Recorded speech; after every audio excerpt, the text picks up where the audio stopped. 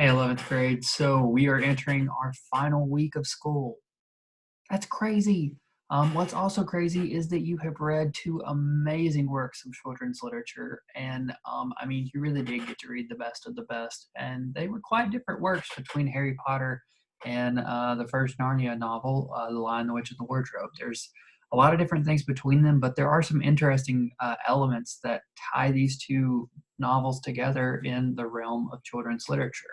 And so I decided that I really made you guys do a ton of work with Harry Potter and Narnia, and you guys did a lot. You were so great with it, and I'm very proud of all of you for just running with that. And you guys jumped in it, and you seem to enjoy it greatly. And I hope that you would because it's children's lit and it's easy to jump in, but it's even more fun. And it's a great opportunity to take these analytical skills that I've been working on with all of you in reading literature and thinking deeply about it and applying it to your lives and responding to it.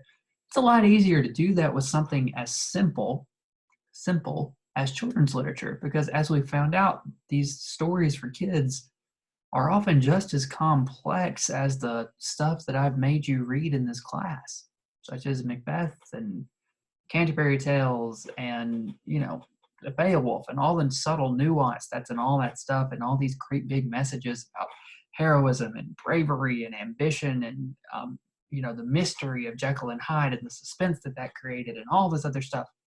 It's all wrapped up in these novels just the same. You could draw parallels and make connections between literally every piece, every major work that we've read and studied this semester to these particular works. It's everywhere. You could even go as far as drawing connections between World War II to the whole pure blood stuff that's present in Harry Potter. I mean, granted, we didn't really get to see a lot of that because that develops later on, but there's a connection there, some World War II stuff to some Wizarding War stuff that, if you guys know where it's going, it's there too. So there's all kinds of stuff. And it's drawn from literally everything that we read. You can find it within both of these novels. And I think that's amazing. And I think that's just a testament to how complex and how not simple or how unsimplistic children's literature can actually be. And for that reason, you guys are going to be doing something this week to kind of just encapsulate all of that and put that into some thoughts of your own. So just to let you know, I am not giving you a final. You will not have a final exam.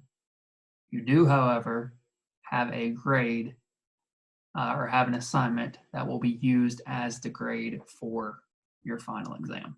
And so let's hop over there and see what that's about. So if you've logged on a grade link, you've probably already seen this link here. So if you click on the link there, that will take you to this particular document, which is your BritLit Children's Literature Unit final assignment. So basically, I'm just going to go into this right now just to deal with this at the front end. So you're going to write at least 2.5 complete pages, a maximum of 3, no more than 3 pages. It needs to be in Times New Roman, size 12, double spaced. For those of you that don't know where the double space button is, it's right here. Click on this thing with the arrows and the lines, go down here and click on double. That'll fix that. And of course, your font selectors here, Times New Roman. You may have to scroll down to select it and just make sure that you're in 12 when you do this. Also, MLA heading and page numbering. You guys know how to do that. To submit this particular assignment, you will have a shared Google Doc that's just titled with your last name, BritLit Final. And that's all you need to do there. All right, so now that you've finished your reading and study of 2 pieces of British children's literature, being Harry Potter and Lion, the Witch, and the Wardrobe, instead of administering a final exam, you will instead write a 2.5 to 3 page response to the following questions. And basically what you're doing is you are just answering the 3 questions that are on this page in 2.5 to 3 pages. And that's all you have to do. So please pay attention to the fact that there are multiple questions involved on some of these. So what have you enjoyed about studying and or returning to these examples of British children's literature? And answer, is there any value for someone of your age and grade to reread and study these children's works, or just to read or reread? That's what I should say. Read or reread and study these children's works. All right, so just answer that. You can be personal in that. That's you can use the word I. You don't need to think of this as an actual, essay where you have to have an introduction and a couple of body paragraphs and a conclusion, throw a thesis statement at the end of the introduction. You don't have to do that. You're just answering these questions in a thorough essay kind of format. And that's really what you're doing here. Now, the second question, compare and contrast the two novels according to the following qualities. A, world building, and B, the use and development of the lost child theme. You need to answer, does JK or CS do one of these better? Which do you prefer? And how does a children's author use these elements to better engage the reader? So here, you're really going to need to use some textual evidence, some direct evidence from the novel. I'd suggest probably about 2 examples apiece for each of these. And they don't have to be, the world building doesn't have to be super specific. You don't have to find something really long and verbose that talks about how grand the castle is or some great description of, Diagon Alley. Just use something small. It's like, hey, JK's really doing this to like build the world, and it's through this really small thing that we see this development of character, or we see this, or as you guys wrote in your world building thing, and I tried to make that available to you, or this idea available to you, that as Harry learns more about the world, he grows and develops. And as Harry learns more about the world, so do we learn about the world. And that's a really cool thing that JK does. Lewis, on the other hand, he uses world building in a different way just to, make Narnia this fantastic mythical place. Even if he is throwing a lot of different mythology into it and it doesn't make any sense, well, it doesn't matter because it's a children's world and it's magical. And having all this stuff in there makes it magical. So there's your contrast for those two. There's definitely more there, but that is something that you could run with on that. And then also the use and development of the lost child theme. Make sure that you compare and contrast the two in that. How do they use that in the same way? How do they use it in a bit of a different way? And then answer for both individually, or you can answer this like with just world building and then answer it just with lost child, or you can answer it overall. It's up to you how you do that. But does JK or CS do one of these better? Which do you prefer? And how does a children's author use these elements to better engage the reader? Okay. So that's what you need to do there. And then finally, your third question, or your number 3, what have you gained and or learned as a result of studying these works? Have you learned anything about children's lit that you didn't already know? And what do you think you will take away from this experience? That's the one I'm most interested in, even though number 2 is probably going to take up the most length, as it should, because I'm asking you some specific stuff here and asking you to find specific evidence. Number 3 is the one that I'm most interested in personally, because that's the one where you guys are really going to be able to share your heart on this, and, really tell me like what you got out of this, because that's what I'm really about as a teacher. I want to know what you got out of this experience, what it was like for you to read this stuff more on your own, because really, you read 6 chapters in class of Harry Potter, but you read the rest of that book on your own. You really studied it on your own with very minimal help from me, a very minimal, guidance from me. You basically did the same thing with Narnia as well. So that is what you're going to be doing. So you're free to create your own arguments, but you must always justify those arguments with your own reasons and support them with examples from the text.